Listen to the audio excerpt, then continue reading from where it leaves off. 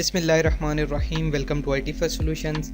In previous video we have learned about these SQL constants. In this video we will insert a record in a table using SQL query. So far we are inserting record in a table using these table designer, but in this video we will discuss in upcoming these three videos we will implement the same task using these queries, because you in the real world programming you are not allowed to use these table designer.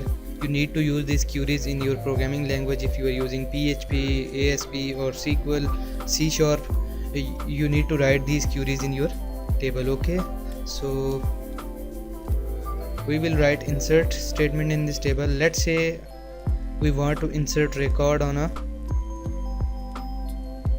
supplier table. Okay,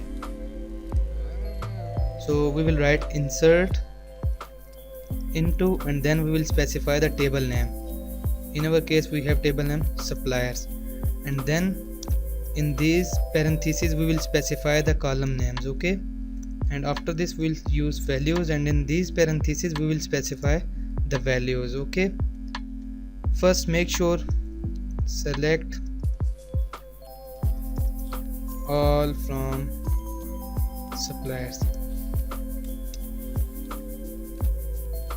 Execute this one. Look at, we have two employees in this table. Okay, so we will insert, we'll write column name over here because supplier ID is auto increment. Okay, so I will write supplier name, and then I will paste comma, write comma, and then I will write another column name, address, and then email, and then organization ID. These column names are not required. You can directly insert values. If you are inserting values in a specified order, then these columns are not required. I'll give you an example. So supplier name we want to insert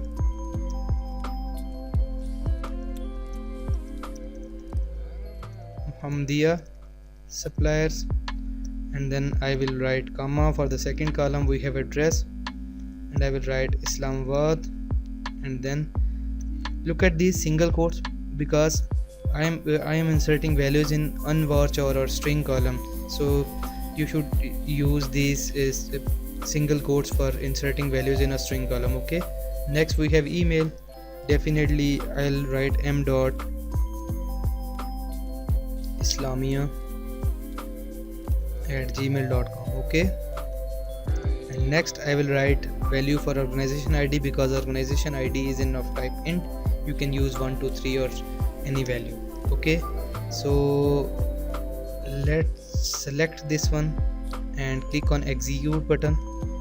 Look at this, one row affected, and if you execute this query again,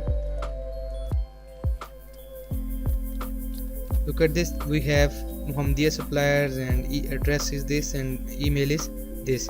Let's make sure remove these columns name and remove this one from here, and simply insert values Muhammadiyah suppliers 2, Islamabad 2, and this is 2. Okay, so we are not using column because we are inserting values in a appropriate order.